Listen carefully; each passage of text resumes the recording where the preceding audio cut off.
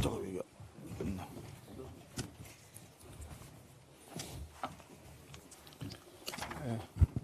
회의 시작하겠습니다. 이재명 정부의 총체적 경제 실패로 환율이 급등하면서 국내 에너지 가격이 치솟고 있습니다. 환율 급등으로 에너지 수입 원가가 크게 상승했고 이는 즉각 소비자 가격 인상으로 이어지면서 우리 국민과 산업계를 위협하는 심각한 민생 위기로 번지고 있습니다. 국제 유가는 배럴당 60달러 초반입니다. 최근 1년 내 최고치였던 82달러에 비교하면 현저히 낮은 가격입니다. 그럼에도 불구하고 국내 유가는 치솟고 있습니다. 휘발유 전국 평균 가격 1,746원, 서울은 1,807원으로 2022년 우크라이나 전쟁 발발 직후와 유사한 수준까지 치솟았습니다. 전문가들은 향후 1,450원대 이상의 고환율이 상당 기간 이어질 것으로 전망하고 있습니다. 이런 상황이 계속되면 화물 운송 종사자의 연료비 부담, 가계의 난방비 부담은 폭발적으로 증가할 수밖에 없습니다. 영세 화물 운송업자는 수익성 악화를 피할 수가 없고 이미 식품 물가 상승을 경험하고 있는 서민 가계는 2중 3중으로 고통을 받을 수밖에 없습니다. 정부는 서민과 영세 운송업자를 위한 에너지 가격 폭등 대책을 신속히 마련할 것을 촉구합니다. 첫째, 지난해 국제 유가 하락을 이유로 20%에서 15%로 축소했던 유류세 인하폭을 즉시 확대해야 합니다. 검토 중이라는 말로 시간을 허비하지 말고 지금 즉시 시행해야 합니다. 둘째, 서민 난방비 부담 완화를 위한 에너지 바우처 예산 4,940억 원 2026 회계연도 시작 즉시 곧바로 집행할 수 있도록 철저히 준비해야 합니다. 경우에 따라서는 회계연도 시작하기 전에 집행할 수 있는 방안도 찾아보기 바랍니다. 환율 급등과 에너지 가격 폭등은 명백하게 이재명 정부의 잘못된 경제 운영이 초래한 결과입니다. 그 부담을 국민에게 떠넘기려는 시도를 즉 용납하지 않을 것입니다. 정부는 서민과 산업 현장의 어려움을 해결하고 민생과 경제 회복을 위한 야당의 정책 대안을 즉각 시행하기 바랍니다. 민중기 특검 관련입니다. 어제 민중기 특검은 통일교가 민주당의 정치자금을 제공한 건은 특검법상 수사 대상이 아니다라고 입장을 밝혔습니다. 손바닥으로 하늘을 가려보겠다는 터무니없는 망발입니다. 특검법 2조의 수사 과정에서 인지된 범죄 행위도 수사 대상으로 명시가 되어 있고 이에 따라 별건 수사를 무차별적으로 진행해 온 것이 특검의 행태였습니다. 무엇보다도 통일교 후원금 수사 자체가 인지사건입니다. 정녕 유권 무죄, 무권 유죄를 신봉하시는 것입니까? 왜 국민의힘 인지수사는 탈탈 털고 더불어민주당 인지수사는 묵살하는 것입니까? 똑같은 의혹을 갖고서 국민의힘은 중앙당사까지 쳐들어와서 압수수색을 하고 중진 의원까지 구속시키고 더불어민주당은 조서에도 남기지 않고 없던 일로 묻어버리려 한 바로 이것이 진정 정당한 수사 맞습니까? 특검이 정권의 수족이 되어서 표적수사, 보복수사, 공작수사를 벌였다는 사실이 다시 한번 만천하에 드러난 것입니다. 특검법을 정면으로 위반한 직무유기이자 명백한 직권남용입니다. 국민의힘은 민중기 특검을 수사기관에 고발하겠습니다. 민중기 특별검사 본인뿐 아니라 관련 수사관들도 저는 고발 조치할 예정입니다. 민중기 특검은 수사의 주체가 아니라 수사의 대상이 되어야 할 사람입니다. 이미 양평군청 공무원을 극단적인 선택으로 내몬 강압수사, 회유수사, 민중기 특검 본인의 미공개 내부 정보를 이용한 주가 조작으로 1억 원대 차익을 얻었다는 의혹으로 이미 고발당한 상태입니다. 이제 민중기 특검은 자진 해체하고 수사에 임하기 바랍니다. 한편 강훈식 비서실장이 국회에 특별감찰관 추천을 요청했습니다. 이미 그동안 수차례 우리 당은 특별감찰관 임명을 요구해왔지만 더불어민주당이 차일 피일 시간만 끌어왔습니다. 그러다가 권력 실세 인사농단 이재명의 블랙박스인 현지 누나 사건이 터지자 부랴부랴 특별감찰관 추천 카드를 또다시 꺼내들은 것입니다. 죄송합니다. 대통령실과 여권 주변에서는 존엄 현지, 김현지 이야기만 나오면 호떡집에 불난 것처럼 호들갑을 떨며 이슈 물타기를 해온 사례가 왕왕 있었습니다. 이재명 대통령이 취임 30일 기자회견에서 특별감찰관 임명하겠다는 뜻을 밝힌 지 이미 5개월이 지났습니다. 지난 반년 동안 대통령실은 국회에서 특별감찰관을 추천하라는 멋진 말을 반복했고 더불어민주당은 시간을 끌면서 계속 뭉개는 역할극으로 국민을 기만해 왔던 것입니다. 짜고 치는 역할극, 표리부동의 국정운영, 이제 즉각 중단하기 바랍니다. 우리 국민의힘은 이미 특별감찰관 후보자 추천 작업을 마무리했다는 점을 밝힙니다. 더불어민주당도 즉각 특별감찰관 추천 절차에 들어갈 것을 강력히 촉구합니다.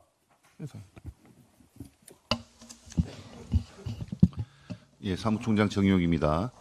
특검의 편향적 수사에 대해서 말씀드리겠습니다. 언제부터 대한민국의 법과 원칙이 야당과 여당에 따라 달라지는 선택사항이 된 것인지 모르겠습니다. 특검의 정당사상 유례없는 당원 명부 압수수색은 그 자체로 직접적인 야당 탄압이었습니다. 지난 8월 국민의힘 지도부가 국회와 중앙당사를 비운 사이 빈집털이식 압수수색을 시작으로 총 3차례의 압수수색을 시도했습니다. 9월 세 번째 압수수색에서는 중앙당사뿐만 아니라 당원 명부 관리업체에도 동시에 들이닥쳐 통일교 신자의 명랑과 대조해 당원 명부를 압수수색해 갔습니다. 그런데 특검이 민주당에는 전혀 다른 잣대를 적용하는 것이 드러났습니다. 한 통일교 측 인사는 지난 8월 문재인 정부 시절 민주당 의원에게 수천만 원을 줬다고 특검팀 면담에서 밝힌 것으로 알려졌습니다. 특검 조사 때 현직 장관급을 포함한 국회의원 리스트도 전달했다는 주장이 언론에 보도되기도 했습니다. 이런 진술을 확보하고도 특검이 수사에 나서지 않은 것이 사실이라면 수사 대상을 특검으로 바꿔야 할 만큼 중대한 사안입니다. 정치적 중립은커녕 노골적인 편파 수사에 깊은 유감을 표합니다. 지금이라도 당장 제대로 된 수사에 나서야 할 것입니다. 국가보안법 폐지 논란이 커지고 있습니다.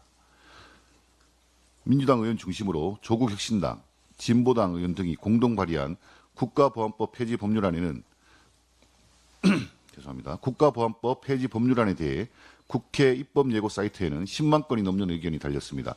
얼핏 봐도 반대 의견이 다수였습니다. 해당 법안이 불러올 대한민국 안보에 대한 걱정을 국민들께서 직접 제기하고 있는 것이나 마찬가지입니다. 사회적 논란이 큰 법안일수록 먼저 국민의 이해를 구하고 충분한 설명과 공감대를 형성하는 과정이 선행되어야 합니다. 우리 안보는 여전히 엄중합니다. 북한은 미사일 도발을 이어가고 있고 핵무기 고도화도 멈추지 않고 있습니다. 최근 대통령 외신 기자회견에서는 우리 국민이 북한에 억류된 사실조차 제대로 인지하지 못한 듯한 답변에 국민들은 당혹과 우려를 키웠습니다. 북한의 기초적인 실상조차 정확히 인식하지 못한 대통령과 느닷없이 국가보안법 폐지를 추진하는 의원들은 지금 국민이 느끼는 안보 불안과 우려를 결코 가볍게 넘겨서는 안 됩니다. 국민의 경고를 더 이상 외면하지 말기를 바랍니다. 당무 관련해서 한 말씀 드리겠습니다. 국민의힘 공식 유튜브 채널 국민의힘 TV를 통해 최근 민주당이 잇따라 추진하고 있는 위헌적, 반민주적 법안들과 이 법안들의 입법 강행 시도에 대해 국민들께 소상히 설명해 드리기 위한 국민선생님, 국민쌤 윈터스쿨을 개설했습니다. 이재명 정권과 민주당이 추진하고 있는 주요 법안들은 사법부의 독립을 근본적으로 훼손하고 상권 분립의 균형을 무너뜨릴 뿐만 아니라 다수의 의석을 무기로 의회 독재를 완성하려는 시도라는 점에서 국정의 근간을 흔드는 엄중한 사안입니다. 국민선생님, 국민쌤 윈터스쿨은 장동혁 대표의 자유민주주의 수호를 위한 우리의 역할에 대한 강의를 필두로 나경원 의원의 위헌적 사심제 도입, 곽규택 의원의 법 왜곡죄 신설, 박수민 의원의 필리버스터 제한법, 주진우 의원의 내란 특별부 설치법 등 민주당이 추진하려는 악법에 대해 국민의 눈높이에서 명확하고 쉽게 전달할 예정입니다. 국민 여러분들과 당원 여러분들께서 많은 시청과 홍보를 해주시기를 부탁드립니다.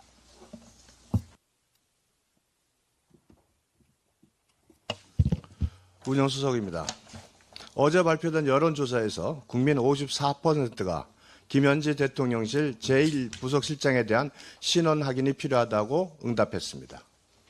김남국 전 비서관은 사퇴했고 문진석 의원도 거취를 지도부에 맡겼지만 정작 모든 인사청탁의 최종 접점으로 지목된 김현지 실장에 대해서는 대통령실이 어떠한 설명이나 조치도 내놓지 못하고 있습니다.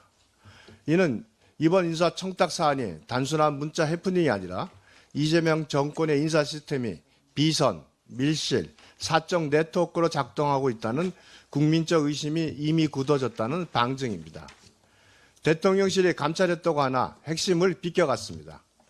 청탁이 전달되지 않았다는 최소한의 사실 확인만 반복했을 뿐 왜 김현지가 인사의 통로였는지, 어떠한 권한을 행사했는지, 왜 현지 누나라는 사적 호칭이 통용됐는지에 대해선 단 한 줄의 해명도 내놓지 않았습니다. 김현지 실장은 보좌관, 총무비서관, 제1부속실장을 거치며 만사 현통으로 불릴 만큼 현 정권의 숨은 실세라는 것이 여의도 정가의 공공연한 사실입니다. 그럼에도 대통령실과 민주당은 김현지라는 이름만 나오면 일제히 입을 닫습니다. 국민은 묻고 있습니다. 도대체 김현지가 누구냐? 도대체 얼마나 존엄하기에 대통령실도 민주당도 말을 아끼는 것인가? 왜 누구도 최소한의 문제 제기조차 하지 못하는 것인가? 이것이야말로 전형적인 비선실세이며 국정농단의 그림자입니다. 강훈식 비서실장이 말했듯이 신속히 특별감찰관을 임명해 김현지 부속실장을 둘러싼 각종 의혹을 해명해야 하겠습니다. 국민의힘에서는 이미 선정한 특별감찰관 후보를 국회의장에게 추천하도록 하겠습니다. 민주당도 신속한 추천을 하기 바랍니다. 이번 사안마저 또다시 흐지부지 덮는다면 비선 통치 의혹은 의혹이 아니라 현실이 될 것입니다.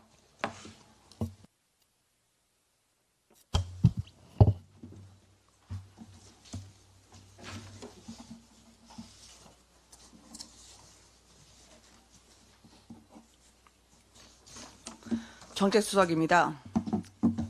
철도노조와 민노총 위원장 출신 노동부 장관이 드디어 SRT, KTX 통합을 해냈습니다. 2013년 이후 내내 민노총의 핵심 사업장인 철도노조의 수건을 이뤄낸 겁니다. 지금까지 좋은 서비스로 잘해왔던 SRT를 가져감으로써 민노총이 꺼려했던 경쟁도 이젠 없앨 수 있게 됐습니다. 만성 적자와 파업, 철피아의 횡포가 견제받기는커녕 곱절 커진 힘으로 철로를 달리게 된 것입니다. 정부의 위세를 업은 민노총 등 기득권 노총에 짓눌렸던 청년들이 어제 용기를 내서 국민의힘 토론회에 나왔습니다. 민노총 탈퇴 이후에 2년 내내 압박을 받은 쿠팡 노조가 받아든 통보는 새벽 배송 중단이었습니다. 이재명 정부가 민노총과 만든 택배 사회적 대화기구 회의장에서 정작 당사자인 쿠팡 청년 노동자들은 쫓겨나야 했습니다. 이들은 당사자가 일하고 싶은데 일하지 못하게 하는 이유를 물었습니다. 또 새로 고침, 올바른 노조 등 제3노조 청년 노동자들은 노란봉투법 2조, 노동쟁이 대상 및 사용자 개념 확대는 결국 교섭 창구를 단일화시켜서 민노총 등 힘있는 노조의 교섭 권한을 몰아줄 것이라고 우려했습니다. 노동시장 이중구조와 같은 고용구조 개선 없는 정년 연장은 청년들에게는 캄캄한 절벽입니다. 이 정부에서는 민노총 고용만 있고 청년 고용은 없습니다. 그냥 쉰다는 청년들이 40만 명을 넘겼습니다. 11대 89, 양대 노총에 가입하지 않는 노동자들이 8배 넘게 많지만 이 정부에서는 비주류입니다. 정의와 공정은 투쟁의 깃발처럼 흔든다고 생겨나지 않는데 정부는 북한과 민노총 큰 소리에 납작 엎드려 있습니다. 민노총으로부터 반미 시위 참석을 강요받은 이 청년들은 왜 주한미군 철수가 노동자 권익과 무슨 관계인지 도저히 이해할 수 없었다고 말했습니다. 또한 북한의 지령을 받아 민노총 전 간부가 보고를 회신하는 등 대법원에서 실형을 선고받은 데 이어서 자신들이 혹시 2030 청년 보위대로 국보법 폐지 시위에 동원되지 않을까, 이제는 정말 노동자의 권익에 집중하고 싶다고 민노총 탈퇴 이유를 토로했습니다. 먹고 살기 위해 노조를 만들었다는 청년 노조의 목소리는 국민의힘이 대신 내겠습니다. 입법토론회 정례화, 장관 간담회, 내 일상을 지켜주는 새벽 배송 관철까지 이들과 손잡고 절벽을 넘겠습니다. 이상입니다. 기재위 간사 박수영입니다. 이재명 정부 6개월 동안 대한민국 산업화는 무너졌고 기업은 활력을 잃었으며 민생 경제는 폭탄을 맞았습니다. IMF는 올해 우리나라의 명목 GDP가 1조 8,586억 달러로 지난해보다 0.9% 감소할 것으로 전망했습니다. 1인당 GDP 역시 0.8% 감소할 것으로 내다봤습니다. 이재명 정부가 불러온 고환율 탓에 대한민국이 갑자기 가난해진 것입니다. 과거 우리나라는 IMF 외환위기와 코로나 사태 때 대외적인 요인으로 GDP 하락을 경험하기도 했지만은 지금은 온전히 이재명 정부의 환율 대응 실패와 무능한 경제정책 탓입니다.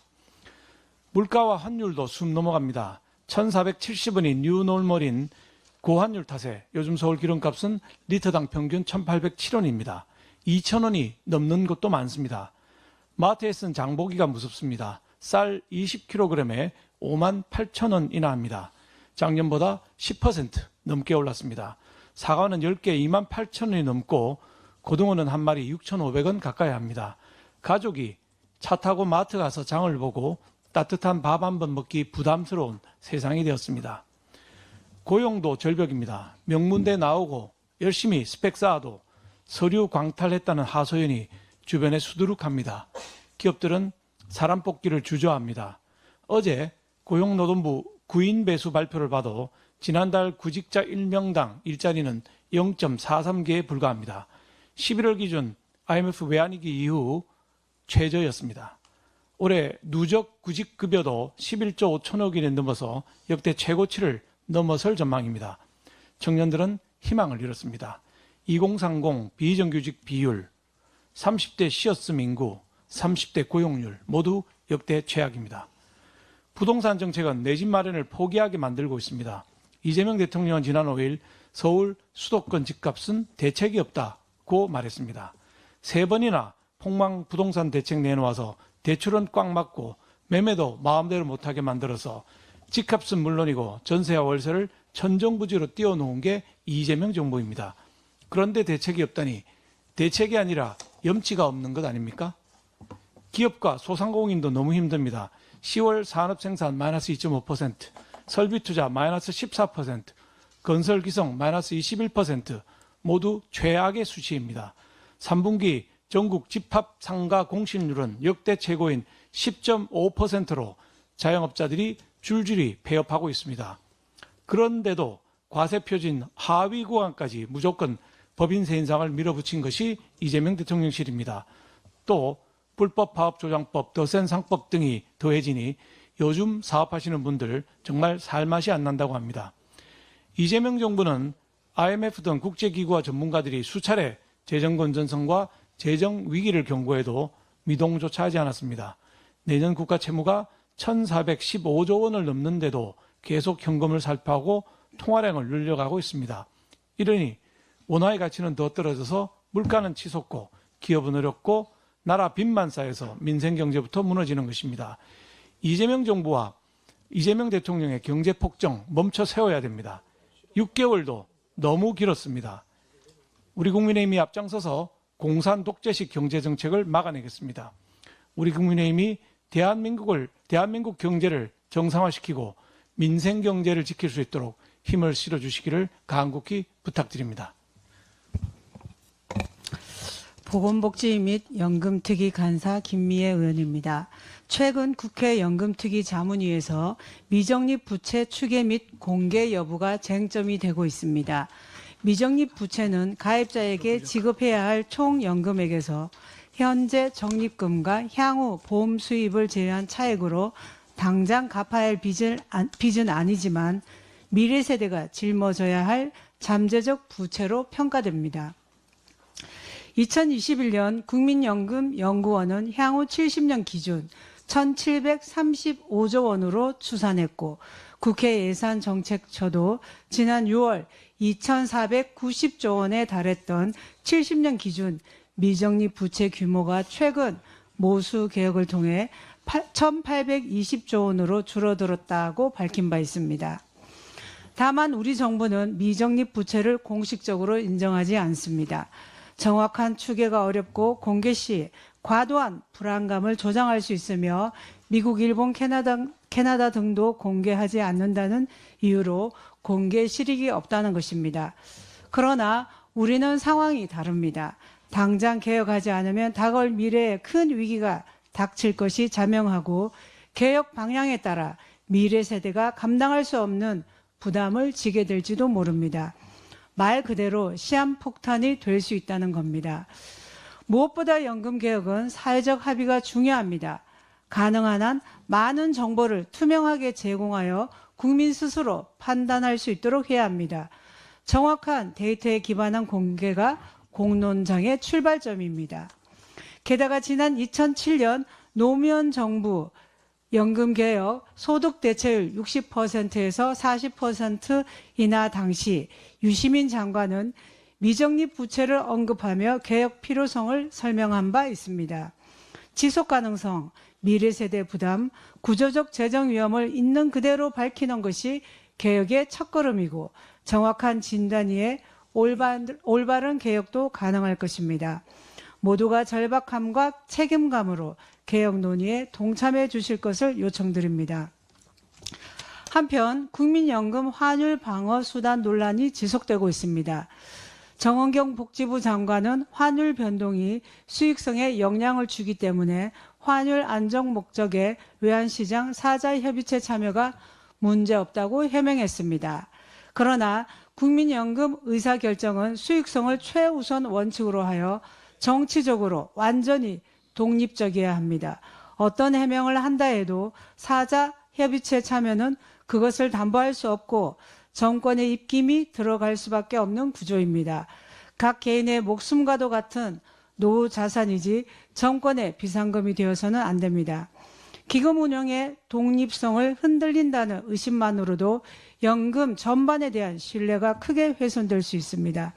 이는 국가 전체의 신뢰에도 영향을 미칠 수 있다는 점을 이재명 정부는 각별히 명심하시길 바랍니다.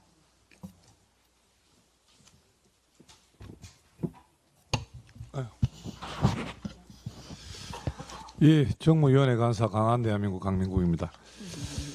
요즘에 내 개인 정보가 내보다도 해외여행을 더 많이 다닌다고 합니다.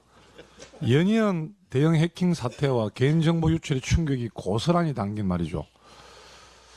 잘 아시다시피 지난 4월 국내 최대의 통신 SK텔레콤의 유심 해킹 사태로 불안에 떨어야 했습니다. 유심 관련 인증정보, MSI 등 또 가입자 식별 정보와 같은 민감한 데이터가 유출됐습니다. 그런데 이게 시작에 불과했습니다. 롯데카드는 297만 명의 고객 정보를 유출했으며 그중에 28만 명은 카드 번호, 비밀번호, CVC 등 핵심 결제 정보까지 틀렸습니다. 쿠팡은 무려 3,370만 개 달하는 회원의 성명, 주소, 연락처를 대량 유출됐고요. 그 외 연관된 카드 내용 유출까지도 지금 파악을 하고 있는 중입니다. 또 국내 가상자산 거래소 1위 업비트는 북한의 소형으로 추정되는데 54분간 코인 1천억 개를 해킹당했습니다. 1초당 3,200만 개의 코인이 빠져나간 어마어마한 속도입니다.